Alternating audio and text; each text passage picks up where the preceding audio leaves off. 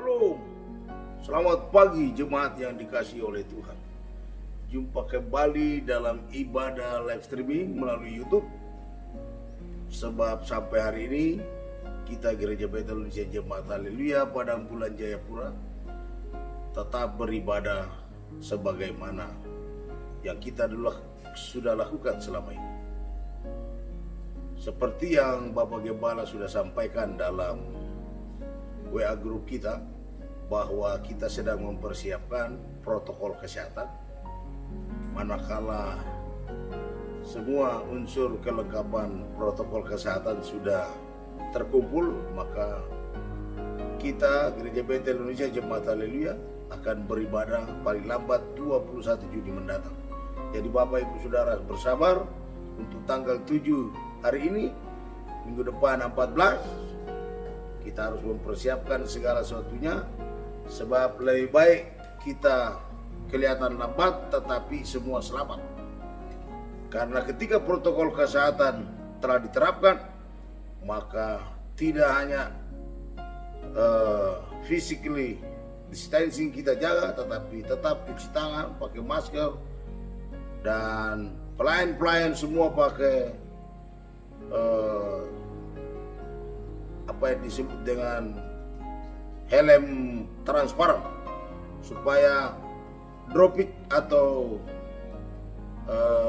muncrat itu jangan dia kemana-mana dan menyebar di sana sini. Dan tentu kita akan menjalankan protokol kesehatan, yaitu penyemprotan, pembersihan alat-alat di rumah ibadah, kursi dan mic dan semua alat-alat kita semprot dengan cairan disinfektan, supaya siapapun yang datang maka virusnya akan dimatikan langsung. Karena salah satu unsur dari cairan disinfektan itu mematikan virus. Salah satunya di situ COVID-19. Dan karena itu marilah kita siap diri, dan saudara tidak usah cepat-cepat untuk mau ibadah kumpul-kumpul, tapi biarlah hati saudara tetap terpaut dengan Tuhan. Baiklah Bapak Ibu Saudara jemaat yang dikasihi oleh Tuhan, mari kita berdoa sebelum membaca dan merenungkan firman Allah. Berfirman bagi kami ya Tuhan, setelah kami merayakan minggu lalu pencurahan Roh Kudus, biarlah potensi yang Tuhan berikan, yaitu roh di dalam kami, sungguh-sungguh kami maksimalkan dalam melayani dan bersaksi bagi kemuliaan Tuhan. Kami semua boleh mengalami pencurahan Roh Kudus. Kami dilahirkan kembali kelahiran baru, tapi juga kami diberi karunia-karunia potensi yang luar biasa dalam mengambil bagian untuk menuntaskan amanat agung. Berbicara bagi kami ya Tuhan, sebab kami umat-Mu telah siap membaca, mendengar firman Allah serta melakukannya. Dalam nama Tuhan Yesus kami telah berdoa. Haleluya. Amin. Pembacaan firman Tuhan terambil di dalam Efesus pasal yang kelima. Jemaat yang dikasihi oleh Tuhan, mari kita buka Alkitab kita di dalam kitab Efesus pasal yang kelima ayat 17 dan 18. Kita akan baca di sana Efesus pasal 5 ayat 17 dan 18. Dua ayat ini akan memberkati kita. Saya akan bacakan bagi kita sekalian. Efesus pasal 5 ayat 17 dan 18. Sebab itu janganlah kamu bodoh, tetapi usahakanlah supaya kamu mengerti kehendak Tuhan. Ayat 18. Dan janganlah kamu mabuk oleh anggur, karena anggur menimbulkan hawa nafsu, tetapi hendaklah kamu penuh dengan roh. Dua ayat ini menolong Bapak Ibu Saudara untuk pertama, bagaimana saudara dituntun oleh Tuhan untuk mengisi kehidupan kita ini, mengisi kerohanian kita. Ayat 17 dikatakan Tuhan menegur kita supaya kita jangan bodoh. Bodoh di sini saudara-saudara adalah orang yang mendengar firman Allah, masuk telinga kanan, keluar telinga kiri. Mendengar firman Allah dan tidak mau melakukannya. Dia bermalas-malasan, saudara-saudara. Tidak mau kreatif dan inisiatif. Orang bodoh di sini tukang banyak melawan. Orang bodoh di sini, saudara-saudara, bukan secara matematika dan masalah mengatur uang, tetapi orang bodoh di sini lebih banyak bicara daripada bekerja. Karena itu Tuhan bilang, usahakanlah supaya kamu mengerti kehendak Tuhan. Ayat sebelumnya menuntun kita supaya kita memaksimalkan waktu. Bagaimana kita mengisi waktu ini? Biarlah kita penuh dengan kearifan. Kita yang atur waktu itu. Bukan waktu berlalu saja, tetapi kita benar-benar memanfaatkan, mengisi waktu-waktu luang kita. Dengan situasi pandemik ini, kita jangan hanya melihat keburukan dari COVID, tetapi kita melihat atas seizin Tuhan, maka kita lebih banyak disuruh untuk berdiam diri. Banyak yang bisa kita kerjakan. Di rumah aja itu bukan berarti kita langsung terkungkung dan tidak berdaya. Justru banyak yang bisa kita buat. Seperti misalnya lebih banyak belajar memasak untuk laki-laki. Kemudian bagaimana seorang bapak, ayah untuk lebih akrab dengan istri dan anak-anak. Kemudian bagaimana mengatur rumah, lingkungan, dan lain sebagainya, saudara-saudara. Kalau anak-anak perempuan rajin siram bunga, rajin mencuci, dan lain sebagainya. Banyak yang bisa kita kerjakan. Tetapi ayat yang kedua ini lebih hebat lagi, saudara-saudara. Dikatakan, sebab itu janganlah kamu bodoh, tetapi usahakanlah supaya kamu mengerti kehendak Tuhan. Bagaimana kita mengerti kehendak Tuhan? Tentu dengan membaca firman-Nya. Dan kita mau dengar-dengar apa yang Tuhan mau. Mengerti kehendak Tuhan, maka hanya melalui doa kita bisa berkomunikasi dan Tuhan akan memberitahukan rahasia-rahasianya. Karena itu dia bilang ayat 18, dan janganlah kamu mabuk oleh anggur. Karena anggur menimbulkan hawa nafsu. Tetapi hendaklah kamu penuh dengan roh. Dua perbandingan yang sangat baik antara mabuk anggur dengan penuh roh. Kenapa dikonversikan atau di antara perbandingan seperti ini? Kalau mabuk anggur ini bicara soal keduniawian, maka penuh dengan roh ini bicara soal suasana surgawi. Maka perbandingan antara dunia surgawi ini kita harus melihatnya secara baik. Sebagai anak-anak Tuhan, maka kita dituntut bukan mabuk oleh anggur, karena anggur ini menimbulkan hawa nafsu, tetapi kita disuruh untuk penuh dengan roh. Hendaklah hidupmu penuh dengan roh. Karena sebagai gereja Tuhan harus bisa mengaplikasikan makna hari Pentakosta yang baru saja kita peringati bersama. Bapak Ibu Saudara yang dikasihi oleh Tuhan, jemaat yang benar-benar merasakan kelahiran baru, apa yang disebut dengan hidup baru dalam Kristus, percaya, bertobat, lalu mengambil keputusan untuk dibaptis. Namanya ditulis dalam kitab Allah Hayat Tuhan. Kemudian Tuhan mengaruniakan karunia-karunia Roh Kudus untuk dia bisa hidup sesuai dengan terang firman. Kelahiran baru ini memungkinkan dia maju terus. Dan kita lihat dia akan diberi kekuatan oleh Tuhan. Dan Roh Kudus akan membuat orang ini terus hidup sesuai dengan kehendak Tuhan.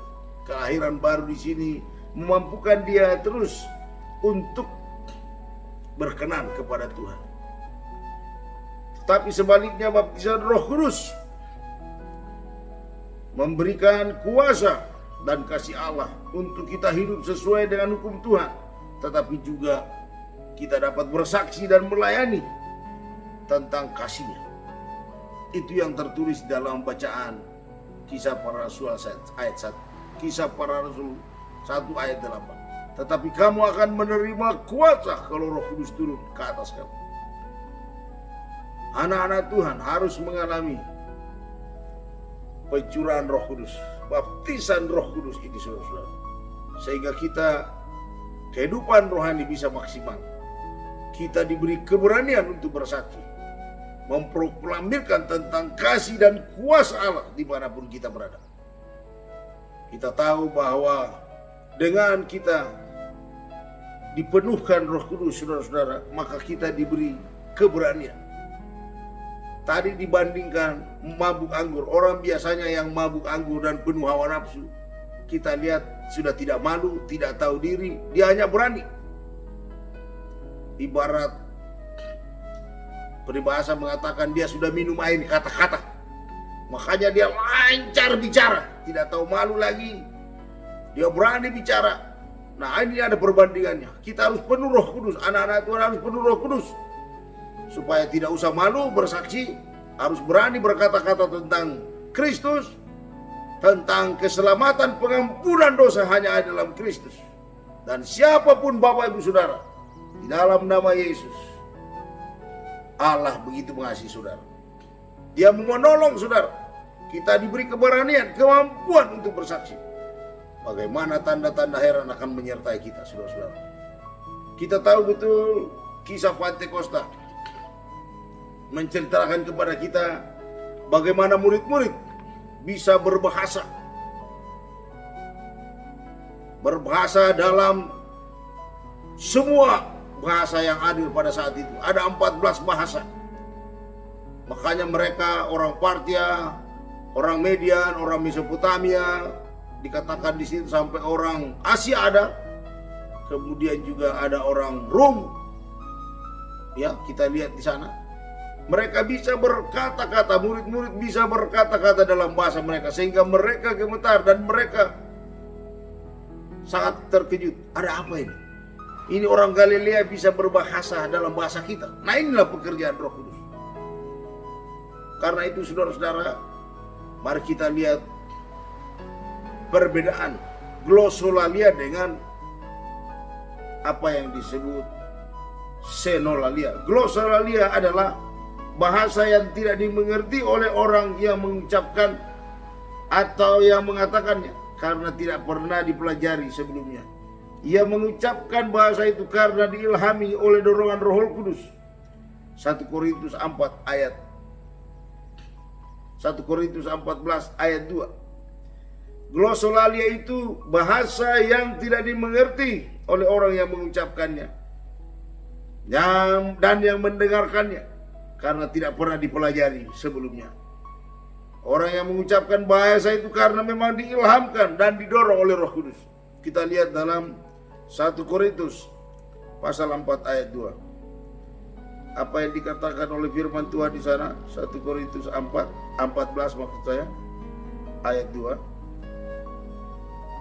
Siapa yang berkata-kata dengan bahasa roh, tidak berkata-kata kepada manusia, tetapi kepada Allah. Sebab tidak ada seorang pun yang mengerti bahasanya. Oleh roh ia mengucapkan hal-hal yang rahasia. Nah, inilah yang disebut glosolalia. Bahasa roh, glosolalia. Sedangkan bahasa apa yang disebut dengan senolalia ini, inilah yang merupakan tanda untuk orang yang tidak beriman. Sedangkan nubuat adalah tanda untuk orang beriman. Murid-murid mengucapkan bahasa-bahasa mereka pada saat itu. Dikatakan dalam Kisah Para Rasul. Semua orang yang berkumpul di Yerusalem mendengar rasul-rasul berbahasa dalam bahasa mereka. Sampai mereka terkejut. Ada apa gerangan? Kita lihat di sini bagaimana Roh Kudus yang memenuhi umat Tuhan, gereja Tuhan, murid-murid Tuhan, berani berkata-kata. Salah satunya adalah Petrus. Hasil dari kepenuhan Roh Kudus. Petrus berdiri dan berkhotbah. Dan kita lihat 3.000 orang bertobat. Satu kali khotbah 3.000 orang bertobat, saudara. Inilah pekerjaan Roh Kudus. Waktu itu tidak pakai mic, tapi suara Petrus telah dipakai oleh Tuhan untuk berbicara ke seluruh arah penjuru kota Israel, terutama umat Tuhan yang berkumpul di Yerusalem karena merayakan Pentakosta, saudara-saudara. Dan Tuhan memakai momentum ini untuk terus berdiri dan berkhotbah. Berilah dirimu didamaikan dengan Tuhan. Engkau yang menyalibkan Yesus, engkau yang telah membunuh Yesus, biarlah engkau bertobat, percaya dan dibaptis, sebab keselamatan hanya dalam Yesus. Dan untuk inilah kamu dengan anak-anak cucumu dikaruniakan karunia Roh Kudus. Dan kita lihat Petrus yang tadinya adalah orang penakut, tetapi setelah dipenuhi Roh Kudus, luar biasa, saudara-saudara.